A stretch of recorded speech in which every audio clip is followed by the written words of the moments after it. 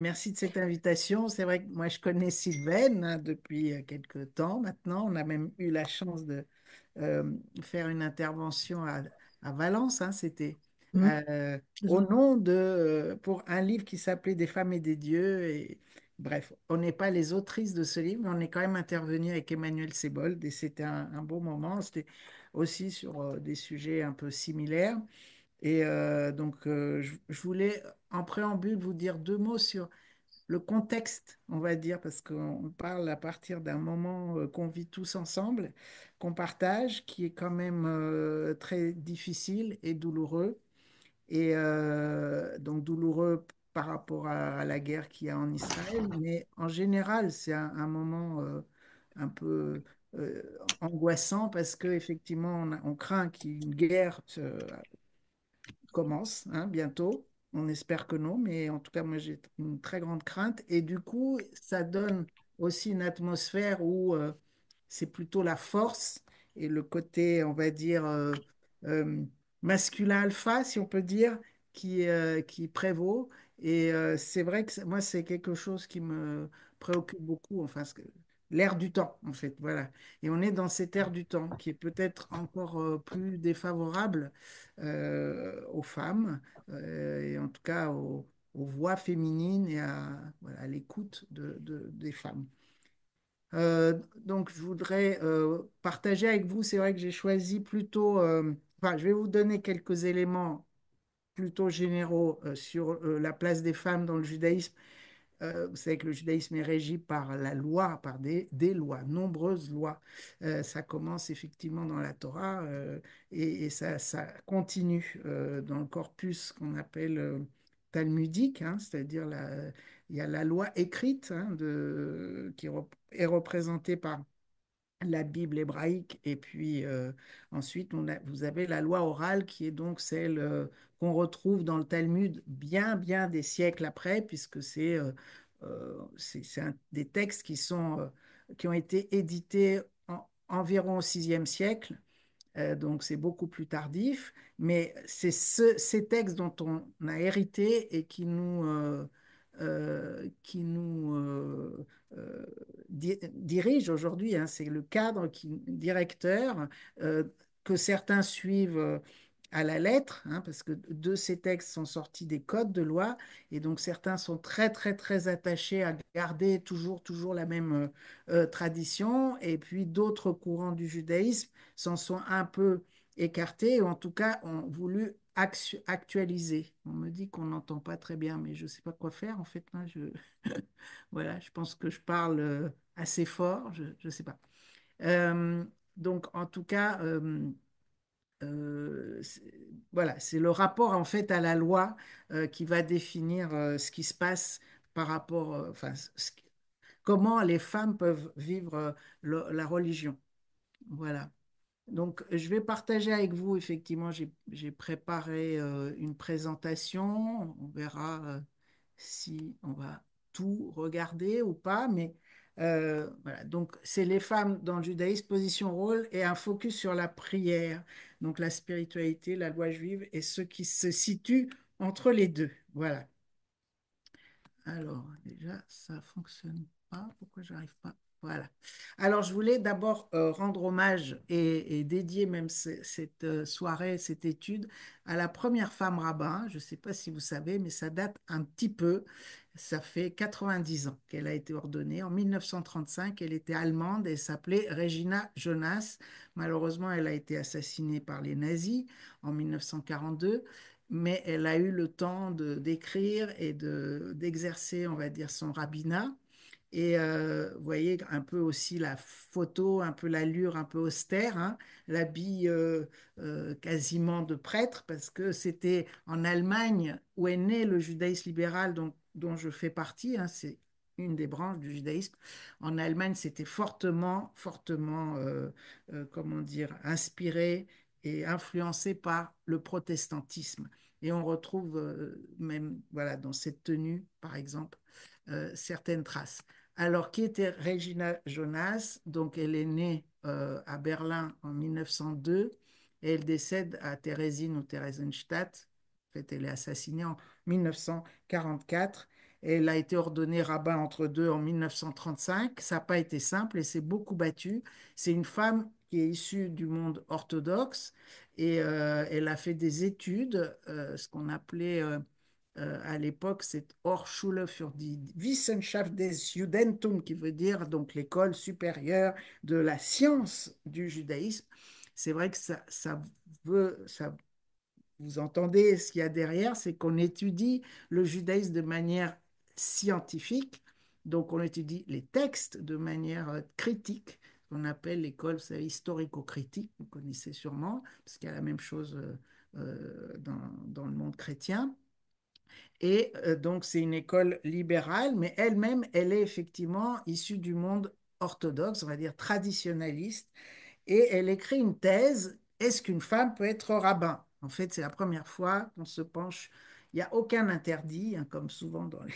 Il n'y a pas d'interdit formel, ni dans la Torah, ni après, sauf que, vous allez voir, il y a des interdits intermédiaires qui peuvent en fait empêcher une femme d'être rabbin, selon la loi juive qu'on appelle la halacha. Voilà, ça c'est un terme que vous devez connaître. La halacha, c'est la loi juive. Donc, il y a un rabbin qui accepte de l'ordonner et elle travaille ensuite comme aumônière dans les hôpitaux, dans les maisons de retraite. Et elle commence à donner, donc à intervenir dans des synagogues, mais elle n'a pas l'ensemble du rôle. Elle peut faire des sermons et surtout enseigner. Et c'est un moment, bien sûr, vous imaginez, 1935, on est déjà dans la montée du nazisme. Et il y a beaucoup de rabbins qui sont partis, certains voilà, sont enfuis ou ont été déportés. Donc, elle arrive à remplacer dans certaines synagogues, à ce titre, des rabbins qui sont pas là, en fait. Voilà. Et donc, comme je vous disais, elle a été déportée en 1942 et elle va travailler, oui, avec un très célèbre psychiatre qui, euh, qui a écrit sur la logothérapie qui s'appelle Viktor Frankl et elle est assassinée en 1944. Et elle est complètement oubliée. Voilà, parce qu'il se trouve que, en fait, elle était du côté Est, enfin, les archives qui la concernent étaient en Allemagne de l'Est, et donc jusqu'en à peu près, c'est même en 94, qu'on retrouve en fait sa trace, et celui qui l'a connu dans les camps, et qui la connaissait très bien, c'est Léo Beck, le nom de l'école où j'ai étudié à Londres, Léo Beck. C'était un de ses contemporains, et il n'en a jamais parlé, hein, alors qu'il était lui-même un rabbin libéral. Donc, vous voyez un petit peu les... voilà. Donc, il a fallu attendre effectivement la chute du mur et de retrouver tout ça pour que, hein, il y a eu un film sur elle, etc. Alors, donc, effectivement, son nom réapparaît un peu au début des années 70 parce que la première femme rabbin américaine est ordonnée à ce moment-là. Et on trouve aussi ensuite ses écrits plus tard.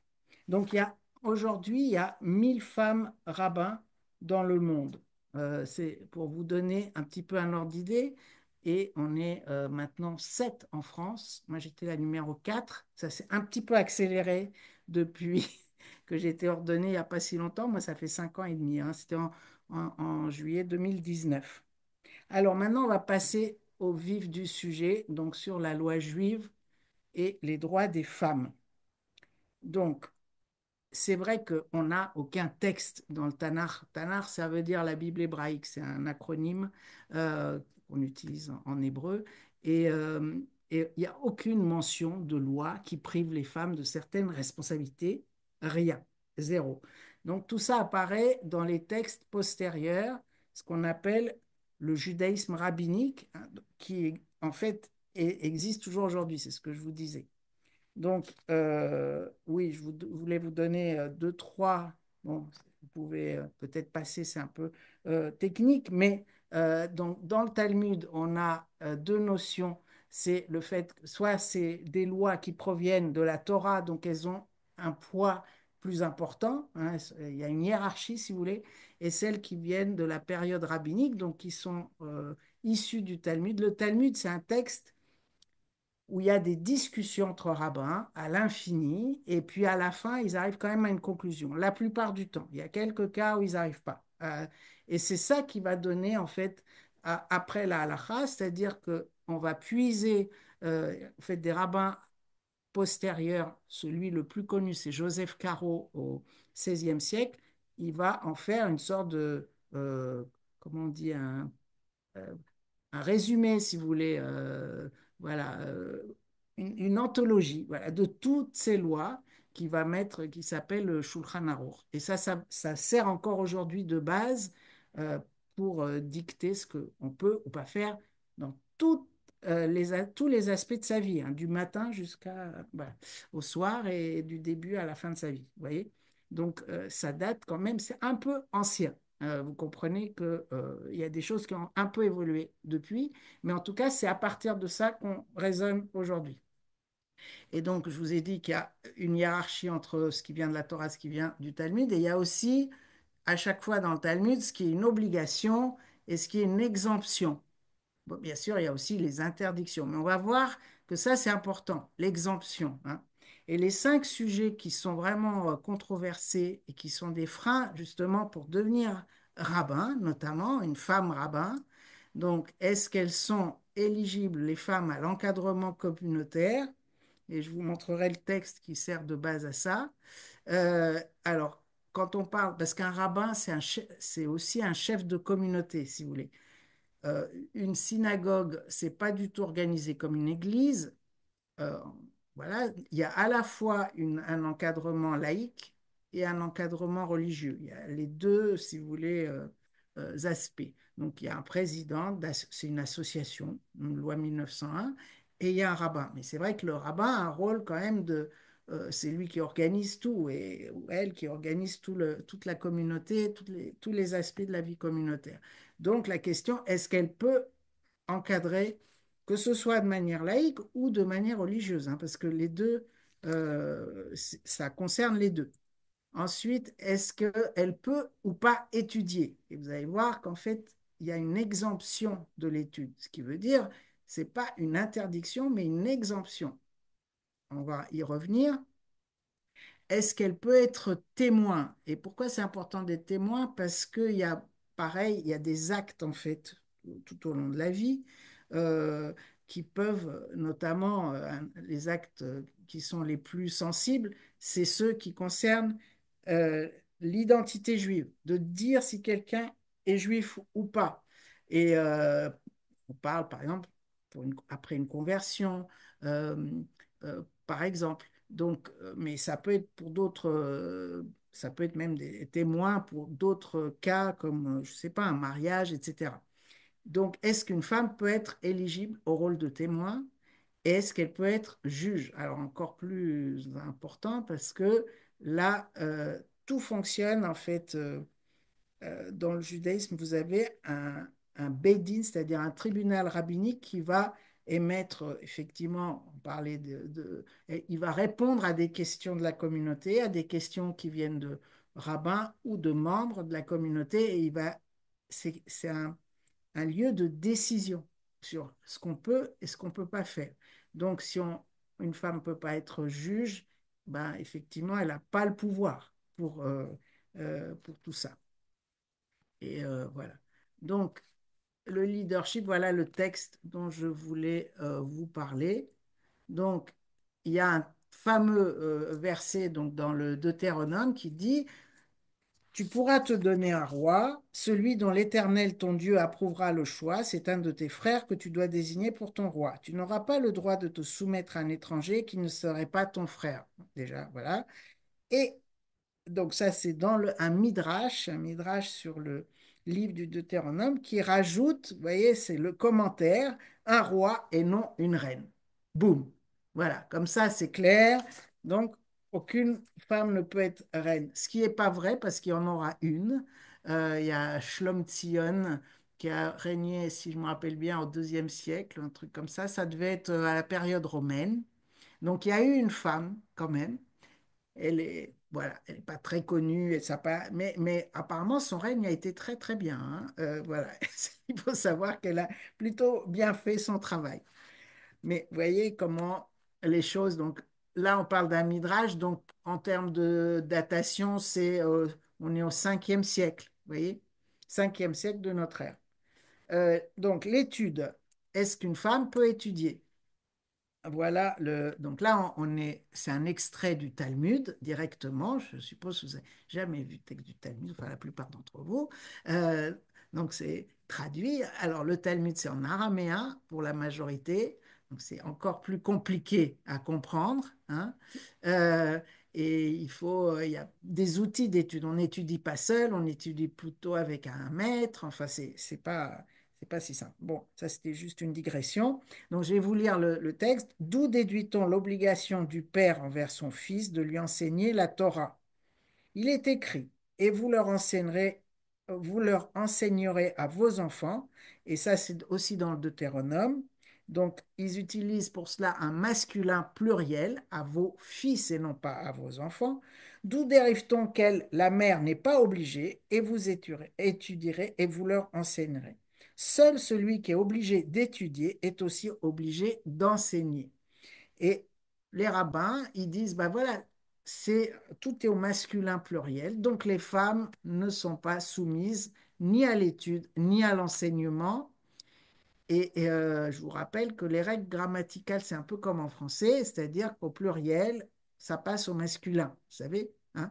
Donc c'est tout. Et ça, c'est connu. Donc c'était vraiment une fausse barbe, si vous voulez, hein. C'était une manière de manipuler les choses pour exclure les femmes. C'est pas autre chose que ça.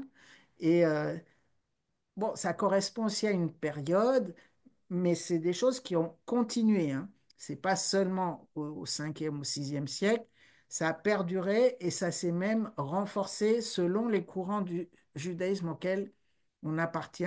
Par contre, dans d'autres, ça s'est plus assoupli. Donc, juste pour vous donner une idée, le judaïsme, alors on ne s'est pas séparés les uns des autres, mais c'est très tendu, hein. Je ne sais pas si peut-être si vous suivez l'actualité, vous pouvez vous en rendre compte, entre le plus à droite, c'est-à-dire les ultra-orthodoxes et ceux qui sont les plus visibles que vous voyez euh, avec les papillotes, avec la kippa habillée tout en noir, etc., qu'on a aussi en France et on a bien sûr beaucoup en Israël, etc. Et donc, ça, c'est des gens qui vivent vraiment avec un peu en vase clos, avec des tas de normes encore plus sévères qui sont dictées par leurs rabbins, c'est-à-dire qu'ils rajoutent des choses à ce que j'ai appelé tout à l'heure la halakha. Ils vont encore mettre des couches supplémentaires pour euh, que le cadre soit encore plus serré, si vous voulez, et plus étroit. Et vous avez jusqu'à nous, on va être le plus à gauche, si vous voulez. Bon, il y a encore plus à gauche que nous, ce sont les laïcs, si vous voulez, hein, voilà. Et c'est d'ailleurs la majorité, hein, des juifs dans le monde sont laïcs, dans le sens laïque, dans le sens athée, non pratiquant, ou agnostique, mais non pratiquant, hein. On est à plus de 50% de juifs qui n'appartiennent à aucun mouvement et donc qui se fichent pas mal en plus de toutes ces lois, hein. Mais là, je parle de ceux qui sont quand même dedans. Et donc, nous, on est le plus à gauche et vous avez des intermédiaires. Vous avez en France le consistoire, donc un judaïsme traditionnaliste, respectueux de la halakha, etc. Vous avez, après, vous avez ce qu'on appelle les modernes orthodoxes. Ils sont très développés aux États-Unis, mais très peu en France. Il y a une femme rabbin qui a été ordonnée il y a maintenant 2 ans de ce courant qui s'appelle Myriam Ackerman avec son mari. Les deux ont étudié à New York parce qu'en France, on ne pouvait pas. Et, euh, et vous avez ensuite les massortis, ça veut dire conservateurs, donc ils sont assez proches des modernes orthodoxes, on va dire qu'ils sont un peu plus dans l'égalité, ils vont faire, enfin, les femmes peuvent diriger un office complètement, alors chez les modernes orthodoxes c'est plus compliqué, il faut qu'il y ait un quorum d'hommes, enfin bref. Et vous avez après les libéraux, où il y a une parfaite égalité homme-femme, et puis effectivement une lecture évolutive de la loi. Alors, donc, ça c'était pour... on a parlé aussi du témoignage, donc on va venir voir ce que c'est que cette histoire du témoignage. Donc ça, c'est un texte plus ancien encore. C'est la Mishnah, c'est-à-dire que là, on est au deuxième siècle de notre ère. Et il nous dit, le témoignage sous serment s'applique aux hommes, mais pas aux femmes, aux personnes non apparentées, mais pas aux membres de la famille, à ceux qui sont habilités à témoigner, mais pas à ceux qui ne le sont pas. Que les paroles soient prononcées devant le tribunal ou pas devant le tribunal, si elles sont prononcées de sa propre bouche. Bon, vous comprenez un petit peu ce qu'il y a derrière. Il y a le fait que le statut de la femme était un statut inférieur dans ces textes, dans le Talmud, dans la Mishnah. On les comparait, vous allez voir tout à l'heure, il y a un autre texte qui est très clair, à des... En fait, on les mettait dans la catégorie des esclaves et des mineurs, c'est-à-dire ceux qui ont moins de 13 ans, mineurs au niveau de la religion, hein, puisqu'un un garçon devient bar mitzvah et il est majeur, il est responsable de ses actes religieux. Donc, on met les femmes dans cette catégorie parce qu'elles sont dépendantes de leur mari. Donc, c'est du coup, effectivement, elles ne peuvent pas d'elles-mêmes avoir comment dire, une autonomie pour aller euh, faire un témoigner sous serment, puisque c'est le mari qui peut les autoriser, mais en fait, il ne les autorise pas, elles n'ont pas le droit, voilà, de témoigner. C'est simple, voilà. Et ensuite, là, on est dans le Talmud, donc un tout petit peu après, 5e siècle, 6e siècle, pardon, une femme n'a pas le droit de juger tous ceux qui sont cachers pour juger. Cachère, ça veut dire conforme, hein, en hébreu, c'est ça. Parce qu'on connaît le mot cachère pour la nourriture, qu'est-ce qui est cachère et ce qui est... Mais en fait, ça veut dire conforme et ça s'applique à beaucoup d'autres aspects de la vie juive. Donc, tous ceux qui sont cachers pour juger sont aussi cachers pour témoigner. Du moment qu'une femme ne peut pas témoigner, elle ne peut pas juger. Donc, ça ressemble à ce qu'on a vu tout à l'heure. Elle ne peut pas étudier et elle ne peut pas enseigner. Vous voyez, donc on regroupe des choses et puis, évidemment, mais il y a effectivement beaucoup d'exceptions. Et pour tout ça, il y a toujours des exceptions. Donc, il n'y a jamais de règle absolue, parce qu'il y a toujours des rabbins, soit il y a une voix minoritaire qui va dire quelque chose d'inverse, soit il y a des situations qui font que malgré tout, la femme peut témoigner. Donc, je vais vous en donner une.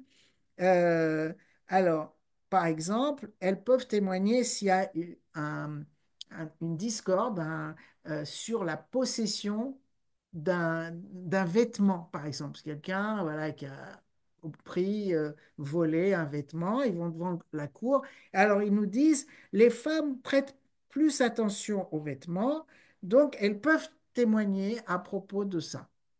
Et il y a aussi oui, une femme peut aussi révéler, elle est susceptible de révéler des informations comme des abus. Elle va être, donc on joue sur le côté sensible de la femme et peut-être plus euh, qui a plus le sens des détails sur certaines choses. Et là, elles peuvent témoigner. Et il y a un autre cas. Donc, voilà, s'il y a une situation, il y a un conflit, quelque chose qui se passe, je sais pas, des gens qui se battent, et il y a une femme qui est là, et c'est quelque chose d'instantané qui s'est produit, quel que soit le témoin dont vous disposez, il est autorisé à témoigner. Et ça, c'est le Rabbeinu Tam, qui est en fait un petit-fils de Rachi. Rachi, donc c'est 10e siècle, à cheval, enfin fin 10e siècle.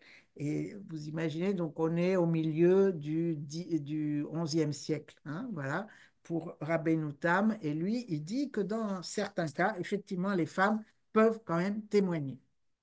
Alors, voilà. Ah oui. Alors après, je vous ai mis une petite farandole, une collection de phrases qui sont très choquantes, voilà, qui sont dans le Talmud et qui sont souvent des phrases une voix. Je vous parlais tout à l'heure de voix minoritaire, c'est-à-dire un rabbin a dit ça, souvent le plus misogyne, le plus bon, voilà.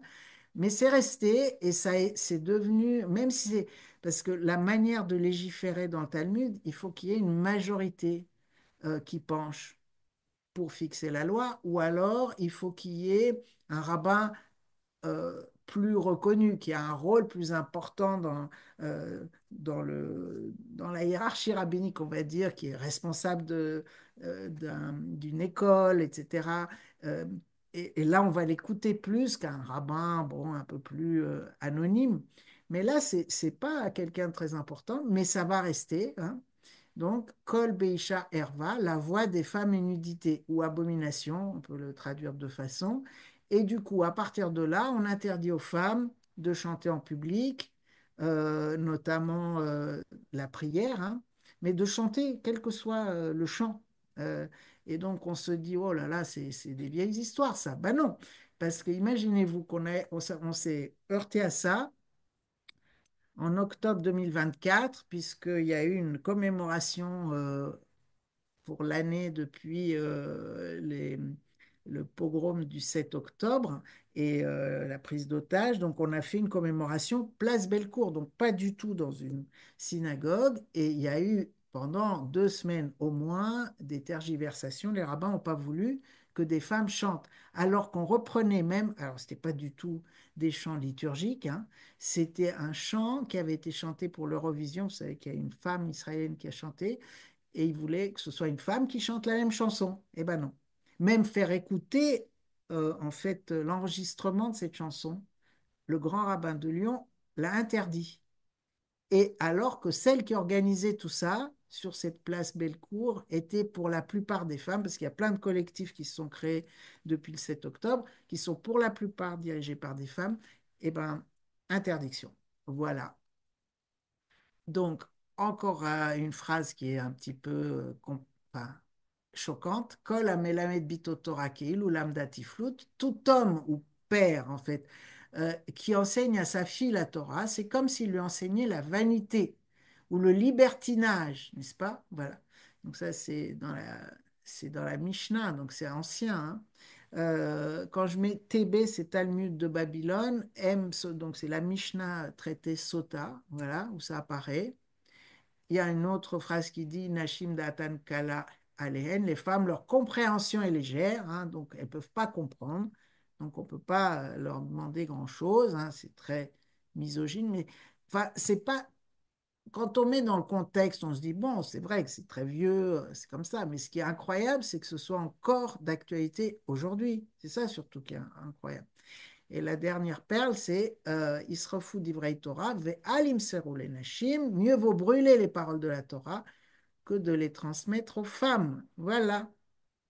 Et je pense que c'est le même monsieur, c'était Rabbi, là c'était Rabbi Shmuel, oui, je pense que c'est le même, mais il faudrait que je vérifie. Je ne me rappelle plus qui a dit ça.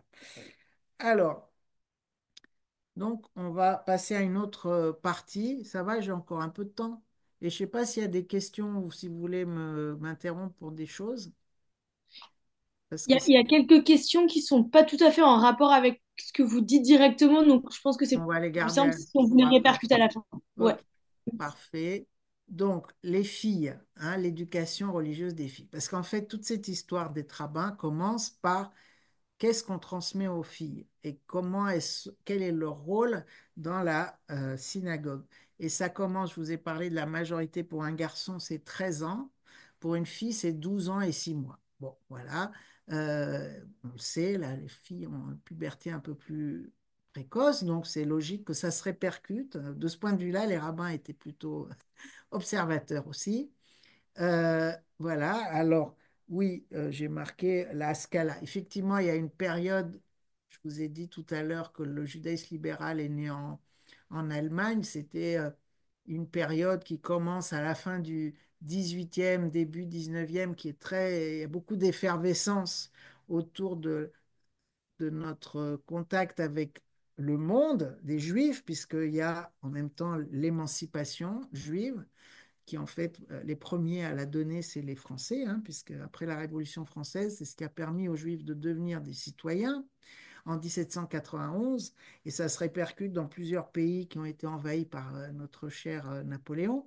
Bref, en tout cas, c'est en Allemagne que ça apparaît, c'est ce qu'on appelle, donc à ce cas-là, c'est l'équivalent des Lumières en Europe, hein, c'est les Lumières juives, si vous voulez, avec, pareil, tout un courant de philosophie, de rabbins, de personnes qui prennent une certaine distance par rapport au texte. Je vous parlais tout à l'heure d'une analyse historico-critique, d'accord? Et donc d'une étude voilà, plus scientifique des textes. Donc ça, c'est la première chose qui permet en fait d'ouvrir un peu les vannes et notamment d'ouvrir la possibilité aux filles d'étudier.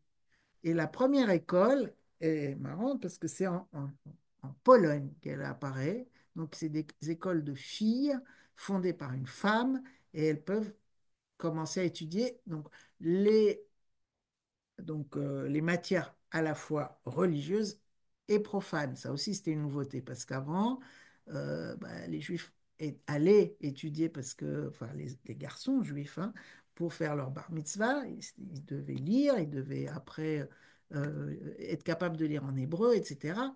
Mais les filles, il n'y avait rien. Donc, on profite de cette période d'émancipation, mais vous voyez, c'est assez tard, hein, c'est beaucoup plus tard, 1917, on est plus de 100 ans plus tard, et commence à étudier, que ce soit la langue du pays, l'histoire, etc., et les matières, donc la Bible, etc. Et alors, il y a quelque chose d'intéressant, c'est qu'il y a une première cérémonie de majorité religieuse à Berlin, 1817. Donc, il y a deux jeunes filles qui sont donc majorité religieuse, comme je vous disais, 12 ans et demi. Donc, j'imagine que les parents ont voulu qu'elle puisse se montrer devant la communauté. Ça a été une très grande fête puisqu'il y avait 400 personnes. Et ça correspond à la naissance du judaïsme. On appelle ça réformé en fait, hein, en Allemagne. Ça vous fait penser bien sûr au protestantisme, hein, c'est vraiment la même idée. On a choisi le terme libéral en France parce que justement pour pas mélanger, parce que la réforme, ça peut être mal interprété. Bref, donc on a pris ce terme de libéral qui a aussi ses problèmes, mais voilà. Et puis la première cérémonie individuelle avec lecture dans la Torah, c'est la fille du rabbin Mordechai Kaplan, là c'est un courant effectivement non orthodoxe qui s'appelle reconstructionniste, qui existe qu'aux États-Unis, et c'était en 1922. Et la première bat mitzvah, donc c'est l'équivalent de la bar mitzvah, hein, donc à 12 ans et demi, pareil que donc aux États-Unis c'est 1922, en France c'est 1981. Voilà, vous voyez un peu. Alors quand on dit une vraie bat mitzvah, c'est-à-dire où la fille étudie la liturgie, elle étudie le texte de la Torah qu'elle doit lire cette semaine-là, elle en fait un commentaire, elle se place devant tout le monde, etc. Parce qu'il y a des cérémonies, mais les filles, elles font juste un petit discours. C'est un peu comme une communion, vous savez, avec plein d'enfants. Donc là, c'est que des filles. Et elles parlent devant leur famille. Mais ça existe encore aujourd'hui. Mais une vraie bat mitzvah, c'est-à-dire où une fille fait comme un garçon, c'est 1981. Voilà. Donc ça, c'était pour vous donner un tableau un petit peu global de ce qui est autorisé, ce qui n'est pas autorisé, et je vous propose de faire un petit focus quand même sur la prière. Parce que le modèle, c'est ça qui est intéressant, le modèle de la prière vient des femmes, avec la première qui vraiment, c'est Myriam. Donc Myriam qui s'en va après la traversée de la mer des Joncs. Donc les Hébreux sont libérés d'Égypte et ils ont traversé la mer et elle part avec des tambourins, avec ses copines et ils chantent. Elle chante, voilà. Et ça, c'est le texte de l'Exode, hein, pour que vous voyez. Et donc, à l'époque, elle pouvait chanter, vous voyez, hein. Dans la Torah, ce n'était pas interdit. Et on a beaucoup de scènes, enfin, on a plusieurs scènes en tout cas de ce type, où en fait, c'est souvent des victoires militaires. Il y a Déborah, par exemple, qui va aussi avoir le droit de chanter et parler. Elle va être même dirigeante, en fait, puisqu'elle va être la juge, hein, sur toute une période. Voilà. Qui on a d'autres, ça ne me vient plus à l'esprit, mais vous avez en fait la femme de David aussi qui avait accueilli avec des chants. Enfin, il y a quelques périodes, quelques moments où on voit que des femmes, en fait, elles accueillent les hommes gagner une bataille, ou etc., avec ce type de, de chant. Voilà. Ensuite, voilà Myriam, avec, là, on nous montre comme s'ils étaient à 600 000. J'espère que, voilà. Il y a un autre texte qui est très intéressant, c'est celui avec donc c'est Hannah.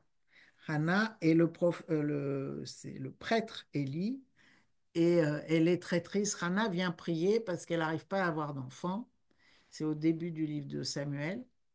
Et Élie le pontife, il pense qu'en fait elle a bu, hein. Il lui reproche euh, d'être ivre en fait. Et Hannah va devenir le modèle de ce que c'est qu'une véritable prière qui vient du cœur, ouais, parce qu'elle pleure, elle implore Dieu de lui donner un enfant. Et effectivement, elle va être exaucée puisqu'elle va donner naissance à Samuel. Mais ce texte, il est très très beau. Je ne veux pas trop passer de temps dessus, donc vous avez les références, je vous les laisserai lire. Mais vous voyez, on nous dit qu'on voyait seulement remuer ses lèvres, mais on n'entendait pas sa voix. Et Élie l'a cru ivre. Voilà. Et effectivement, bon, finalement, il va accepter qu'elle prie et elle n'est pas ivre, mais ça va servir, ce texte va servir de référence plus tard dans le Midrash, dans le Talmud, donc les textes rabbiniques dont je vous parlais, pour dire voilà ce qu'est une véritable prière. Il faut prendre comme modèle Hannah. Et on nous dit toujours, parce que les femmes, oui, les pleurs des femmes ouvrent les cieux. C'est ça qu'on nous dit dans le Talmud. Et ce sera toujours entendu. Quand une femme pleure, Dieu entend. Donc bon, c'est joli, hein. Voilà. Alors, donc, oui, qu'est-ce qu'une prière? Parce qu'on me demandait la prière, comment on prie. Donc, déjà, le mot prière en hébreu se dit le palel, et ça veut dire, c'est un réflexif, et ça veut dire aussi se juger. Donc, il faut imaginer ce moment de prière un peu, effectivement, comme une méditation. Il y a un texte fixe à dire, mais on rentre en soi, en fait, quand on prie, pour essayer de se purifier quelque part ou voilà, se débarrasser de choses qui peuvent polluer à la fois l'esprit et peut-être même le corps. Et c'est un commandement, donc c'est aussi une loi, hein. On doit prier, c'est pas juste quand on a envie, on se sent pas bien, allez, on va prier. Et on prie 3 fois par jour. Alors c'est pas des horaires totalement fixes, quoique le matin en hiver, ça va être assez tard, mais en été, c'est très tôt parce qu'il faut que ce soit en fonction du lever de soleil. Le soir, il faut que ce soit quand la nuit tombe. Et puis on a une prière l'après-midi, début d'après-midi. Donc on a 3 prières dans le judaïsme par jour. Et bien sûr, le moment le plus important étant le Shabbat, hein, donc qui commence, chaque jour chez nous commence la veille au soir. Donc c'est le vendredi soir et tout le samedi.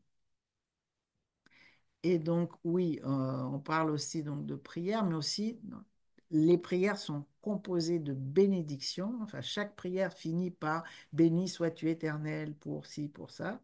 Enfin, quasiment oui, toutes les prières se terminent comme ça.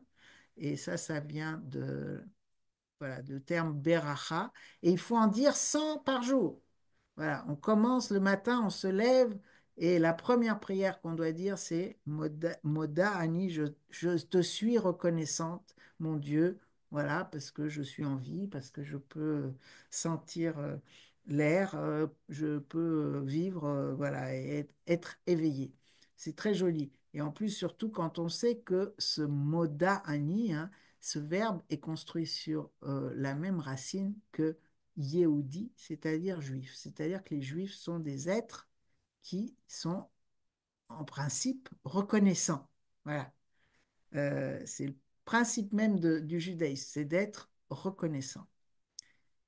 Après, il y a la langue. Effectivement, selon si on est les plus à droite de l'échiquier du judaïsme vont lire que en hébreu, vont faire tout en hébreu, alors que nous, on va lire à la fois en français et en hébreu. Ça, c'était une des introductions de la réforme donc au 19e siècle, c'est que les prières pouvaient être dites aussi dans la langue du pays.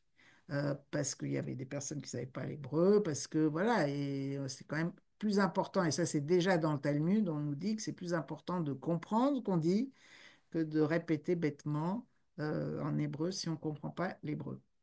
Euh, on prie en communauté. Alors, il y a quelques prières qu'on fait seul, les bénédictions aussi qu'on peut faire seul à la maison, mais les trois prières dont je vous parlais, normalement, il faut être 10 et on doit prier en communauté. Et effectivement, il y a une contradiction dans nos prières parce qu'il y a à la fois, le texte est très fixe et vraiment, voilà, depuis des siècles, et en même temps, il faut montrer une intention. Donc, c'est à la fois fixe, donc on pourrait dire que c'est très répétitif, etc., mais en même temps, il faut que euh, la dévotion soit là. Donc, et c'est vrai que c'est pas facile. Parfois, ça marche, et parfois, on a l'impression juste de répéter des choses sans être convaincu par ce qu'on dit. Alors, pour les femmes, alors c'est encore, on n'a pas vu tout à l'heure, mais il y a quelque chose on parlait d'exemption par rapport à l'étude, il y a aussi une exemption plus générale qui nous dit que les femmes sont exemptées des mitzvot, c'est-à-dire des commandements positifs liés au temps. C'est-à-dire que tout ce qui demande une régularité, c'est-à-dire que c'est à telle heure qu'il faut faire ou tel jour qu'il faut faire la chose, les femmes sont exemptées. Pourquoi? Parce que bien sûr, elles doivent s'occuper de leur maison, hein, voilà. Et donc, elles ne peuvent pas être aussi fidèles et fixées par des règles, comment dire, par des obligations qui sont extérieures à la maison.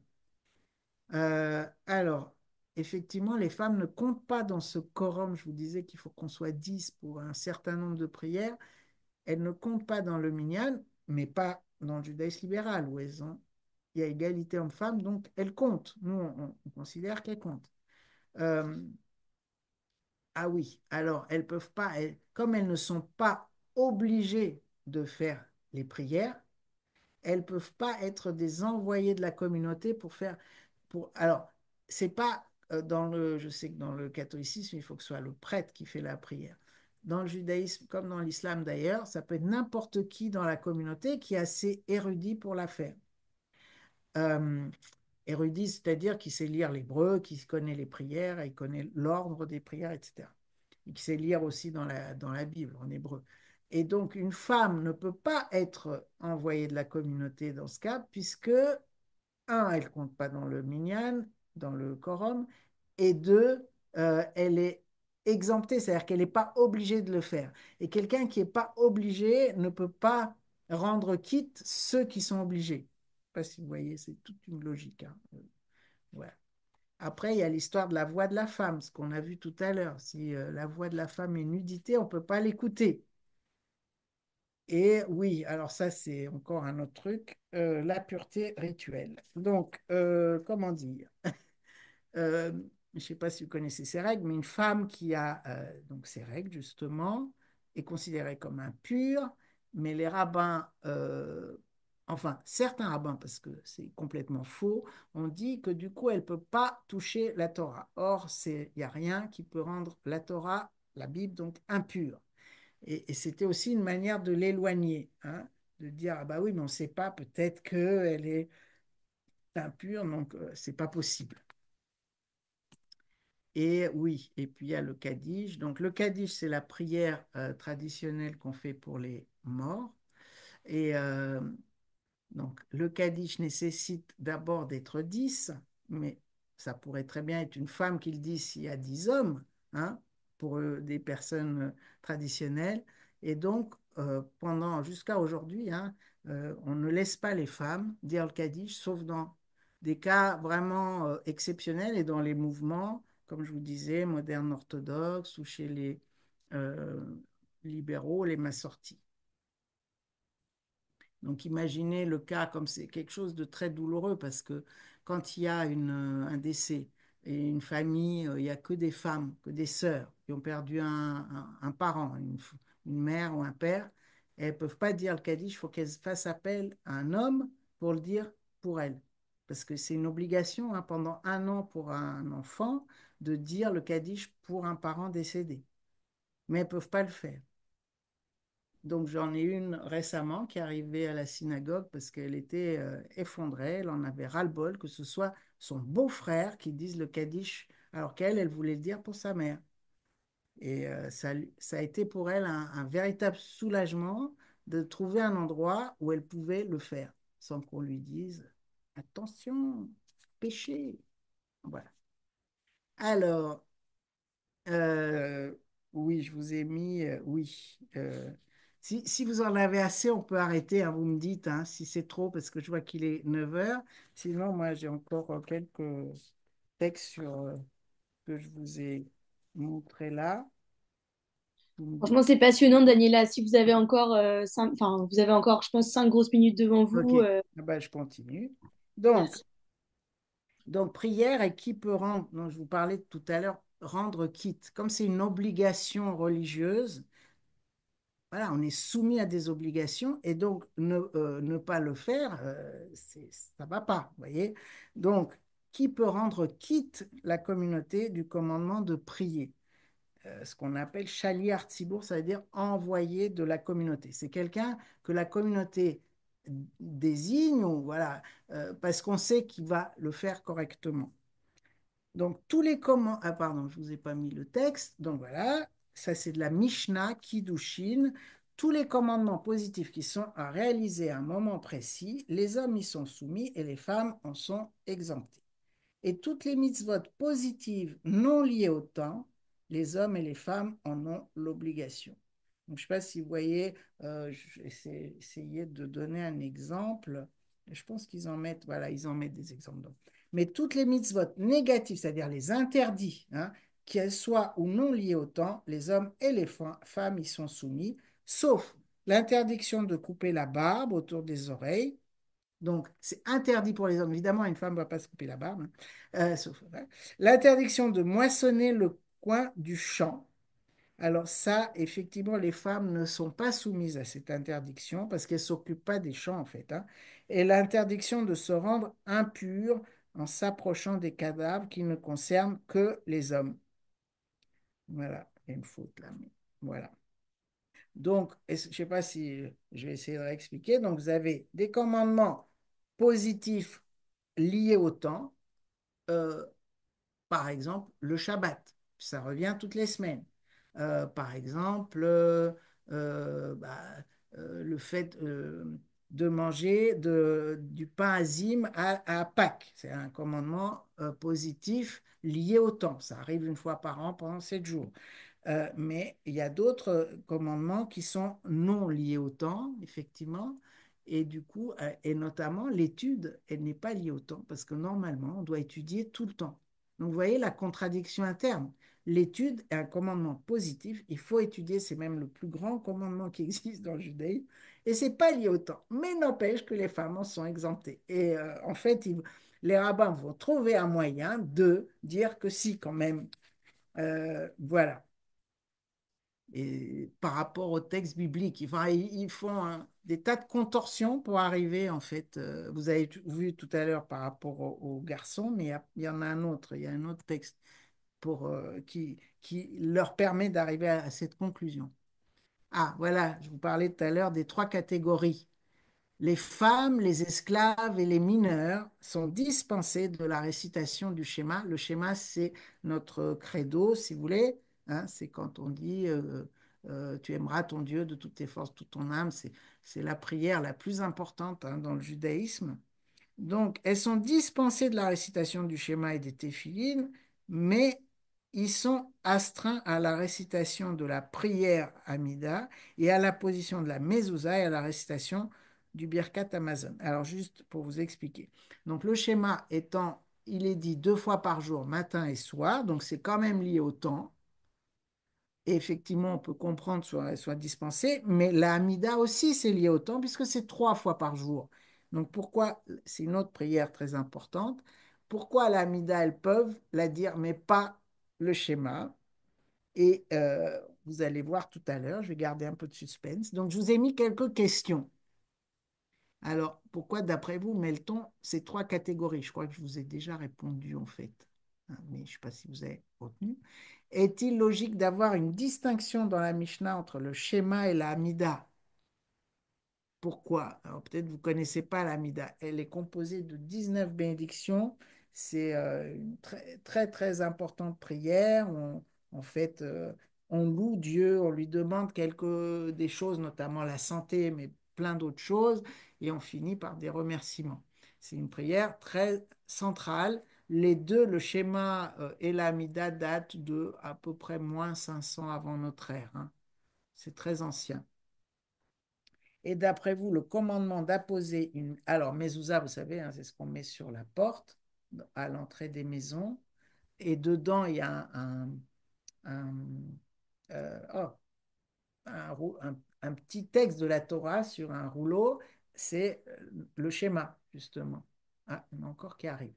Et donc, ça se met, une fois qu'on habite quelque part, il y a un délai, quelques semaines, voire quelques mois, mais après, il faut la poser, quoi. Ça rien, c'est pas effectivement lié au temps. Euh, donc, les femmes, ils sont contraintes aussi. Et alors, pourquoi le commandement d'apposer une mezouza est-il lié au temps? Ah oui, pardon, parce qu'effectivement, dans la Mishnah, ils disent que c'est lié au temps. Et qu'en est-il du Birkat Hamazon, c'est-à-dire les bénédictions après le repas? Parce qu'on mange normalement 2 fois par jour ou 3 fois par jour, je ne sais pas à l'époque. Et voilà. Donc, vous voyez qu'il y a plein d'exceptions, en tout cas. C'est ça que je voulais vous montrer, hein, par rapport au texte. Et que ça dépend de la volonté des rabbins. C'est tout. On dépend de leur bonne volonté. Alors, on va voir justement je crois que c'est le dernier texte. Alors, je vérifie. Non, il y a Maïmonide encore. Et après, ouais, il y a Maïmonide encore qui va nous accompagner un petit peu. Donc, selon la Mishnah, les femmes sont dispensées du schéma. La Gemara, ça c'est dans le Talmud. C'est évident, puisque c'est une mitzvah positive liée au temps. Les femmes en sont exemptées. Et tous les commandements positifs liés au temps, les femmes en sont exemptées. Donc, selon la Mishnah, les femmes et mineurs sont astreints à la prière, à la Mida. La Gemara explique que bien que la prière doit être dite à certaines heures, ce qui conduirait à la conclusion que les femmes sont exemptées, comme la prière implique la compassion, et les femmes méritent également de bénéficier de la compassion divine, elles y sont contraintes. Voilà pourquoi la Hamida, quand même, elles doivent la dire, donc 3 fois par jour, je vous rappelle. Donc c'est encore plus contraignant en fait que le schéma. Cependant, à moins que vous disiez, puisqu'il est écrit dans la Torah, soir et matin et après-midi, je prie et je supplie et il entend ma voix, la prière pourrait être considérée comme une mitzvah liée au temps et les femmes en seraient exemptées. Alors la Mishnah vient nous enseigner que cette mitzvah n'est intrinsèquement pas liée au temps et les femmes y sont contraintes. Vous voyez un peu le côté tordu, hein. C'est drôle, hein, c'est drôle. Mais bon, voilà, on étudie ça et c'est comme ça et on cherche du sens et ça fait beaucoup, beaucoup, beaucoup discuter. Alors, Maïmonide, Maïmonide, ça c'est quelqu'un de très important parce que donc c'est quasiment pas tout à fait le premier, mais deuxième codificateur. Je vous ai parlé tout à l'heure du XVIe siècle avec le rabbin Caro. Là, on est au XIIe, début XIIIe. Maïmonide, qui a vécu en Espagne et qui après s'est enfui, il a vécu en Égypte, qui était à la fois un philosophe et un très très grand euh, rabbin, hein, il a fait des commentaires sur tout le Talmud et il a fait son propre code qui s'appelle le Mishneh Torah. Et dans ces Mishneh Torah, il nous dit la prière journalière est un commandement positif puisqu'il est écrit vous servirez l'Éternel, votre Dieu. Selon la tradition, le service dont il est question est la prière, comme il est écrit, servant Dieu de tout votre cœur. Les sages ont commenté. Quel est le service du cœur? C'est la prière. Mais la Torah ne fixe ni le nombre de prières journalières, ni leur forme, ni le moment de la journée où elles sont récitées. Donc ça, il vient nous dire en fait que effectivement dans la Bible, on n'a aucune consigne sur la prière. C'est venu beaucoup plus tard dans les textes rabbiniques. Et du coup, peut-être qu'elle n'est pas franchement liée au temps, puisque dans la Torah, il n'y avait rien. On sait qu'on doit prier, mais on n'a pas les consignes. Donc, c'est peut-être pour ça qu'on peut autoriser les femmes quand même à, à dire cette prière, enfin, à avoir ce commandement de la prière. Il Voilà. est 21h10, Daniela. Si Alors, vous voulez, on arrête, on arrête. si vous voulez, Merci. non, non, si vous voulez peut-être encore une slide et puis conclure parce que je crois qu'on a pas mal de questions et peut-être même qu'il y a Oui, je des regarde téméraires ce qui qu'il veulent se risquer à répondre à vos propres questions. écoutez, je pense qu'on peut arrêter, hein, c'est pas... Il y avait... Ah oui, je voulais quand même, si, il y a quelque chose sur le Kaddish, je voudrais vous montrer ça, on va passer. Mais sur le Kaddish, parce que c'est important, euh, voilà, le Kaddish. Donc, interdiction, je vous ai dit, pour les femmes de réciter cette prière donc pour les morts, et ça apparaît à partir du 15e siècle, donc c'est très tardif. Et c'est évidemment pas basé ni sur la Torah, ni sur la Mishnah, ni sur le Talmud, qui sont les textes de référence de codification. Et certains décisionnaires ont assoupli cette interdiction dans les cas de filles uniques et dans la mesure où il y a un minyan d'hommes. C'est ce que je vous disais tout à l'heure, c'est-à-dire un quorum de 10 hommes. Et voilà. Donc, il y a eu un assouplissement, mais ça reste quand même une exception. Et puis pour finir, je voulais vous montrer une bénédiction quand même qu'on dit tous les matins. Vous connaissez? Béni sois-tu éternel. Donc nous, on l'a changé hein, dans le Sidour, hein, mais elle existe dans le monde traditionnaliste et ça choque personne. Béni sois-tu éternel, mon Dieu, qui ne m'a pas fait femme. Eh oui, voilà. Et donc c'est vrai que ça a une origine historique et on peut tout à fait changer. On peut dire autre chose. Nous, on a mis la variante, c'est à la place qui m'a fait selon sa volonté ou voilà, qui m'a fait à l'image de Dieu. Ça, c'est une autre façon de remplacer ce texte qui est assez pas terrible, hein. Voilà. Merci.